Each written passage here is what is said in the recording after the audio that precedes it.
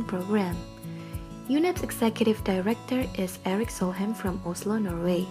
Headquartered in Nairobi, UNEP has 5 regional offices in Africa, Asia Pacific, Europe, North America, and West Asia. UNEP established by resolution of the United Nations Conference of Human Environment or UNCE in Stockholm, Sweden in 1972.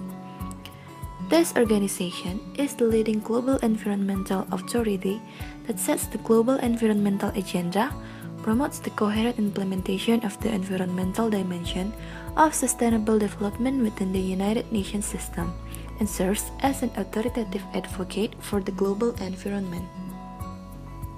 One of UNEP's most widely recognized activities is Earthwatch, an international monitoring system designed to facilitate the exchange of environmental information among governments. UNEP also played a major role in initiating negotiations on reducing ozone-depleting chemicals. The UNEP mandate is to establish international standards for environmental policy and provide direction to international initiatives based on scientific knowledge. More specifically, the UNEP's activities can be summarized as follows. First, monitoring and assessing global, regional, and national trends related to the environment. Second, developing national and international tools to address environmental problems. Third, assisting national institutions that support environmental management. And last, facilitating the transfer of science and technology related to the environment in the context of sustainable development.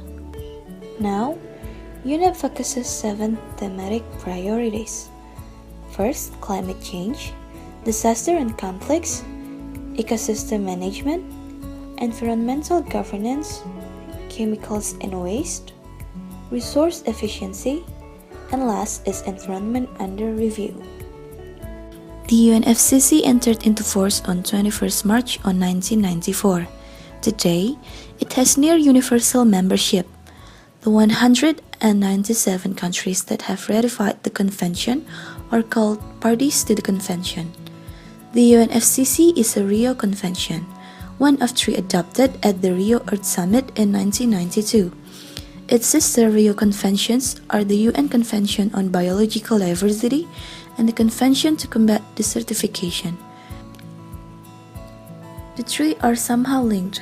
It is in this context that the Joint Liaison Group was set up to boost cooperation among the 3 conventions, with the ultimate aim of developing synergies in their activities on issues of mutual concern. The ultimate objective of the convention is to stabilize greenhouse gas concentrations at a level that would prevent dangerous anthropogenic interference with the climate system. It states that such a level should be achieved within a time frame sufficient to allow ecosystems to adapt naturally to climate change, to ensure that food production is not threatened. The UNFCCC mandates are: first, the Conference of the Paris requests the Secretariat to convene a seminar of governmental experts in order to promote an informal exchange of information on actions relating to mitigation and adaptation to assist parties to continue to develop effective and appropriate responses to climate change, policies and measures adopted by their respective governments that support implementation of their existing commitments. Second, all UNFCCC parties shall have an opportunity to make a presentation at the seminar. Third, the seminar will be co-chaired by 1 expert from a party included in Annex 1 to the convention and 1 expert from a party not included in Annex 1 to the convention, who will be selected by each group respectively. Last, in convening the seminar, the Paris Agreement builds upon the convention and for the first time brings all nations into a common cause to undertake ambitious efforts to combat climate change and adapt to its effects, with enhanced support to assist developing countries to do so. As such, it charts a new course in the global climate effort.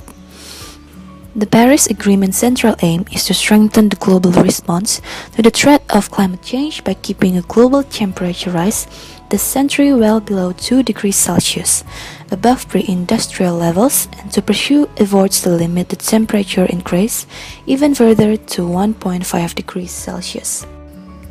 The Paris Agreement requires all parties to put forward their best efforts through nationally determined contribution or NDCs and to strengthen these efforts in the years ahead. This includes requirements that all parties report regularly on their emissions and on their implementation's effort, thus supporting action by developing countries and the most vulnerable countries in line with their own national objectives. The agreement also provides for enhanced transparency of action and support through a more robust transparency framework.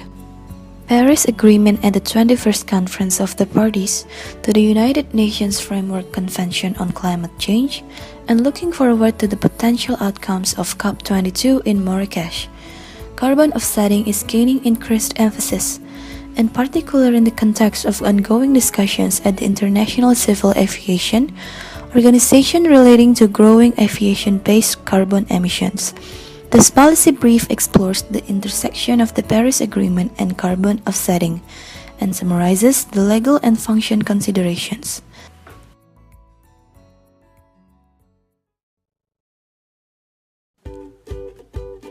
FSC, or Forest Stewardship Council, or a global non-profit organization that sets the standards for what is a responsibly managed forest, both environmentally and socially.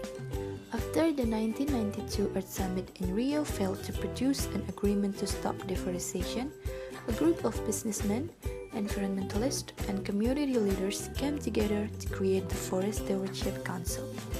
Gathered in the first FSC General Assembly in 1993 in Toronto, Canada, the group set out to create a voluntary, market-based approach that will improve forest practice worldwide.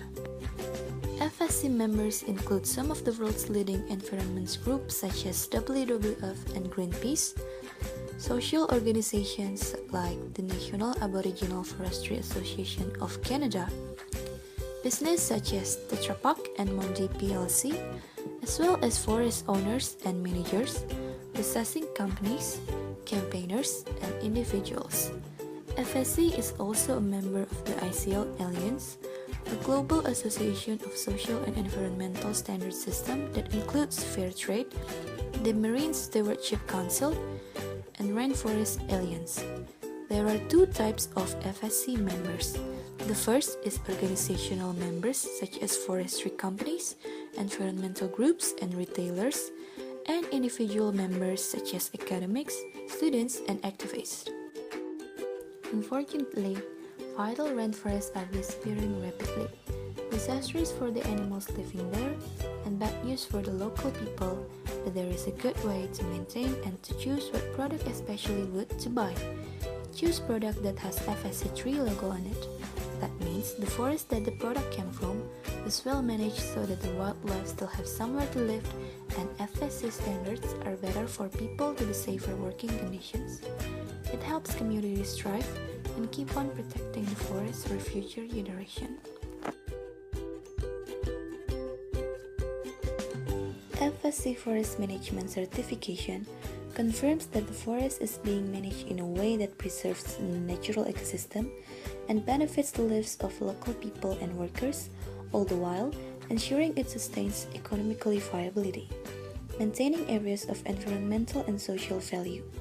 To meet social criteria, certificate holders must respect indigenous peoples' land rights and enhance forest workers' rights. Certification is achieved by passing an assessment carried out by an FSC-accredited certification body, with forest management conformity assessed against the FSC principles and criteria.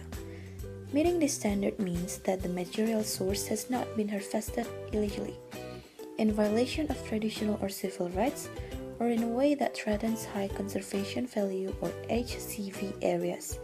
Controlled wood must also not be taken from forests being converted to plantation or non-forest used, or from forests containing genetically modified trees. Before 4 decades, loggers, environmentalists, and First Nations have been bad blood towards each other because they have different perspectives and goals.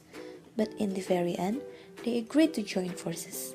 Environmentalists, First Nations, local citizens, and industry leaders all got together to find a peaceful and profitable solution.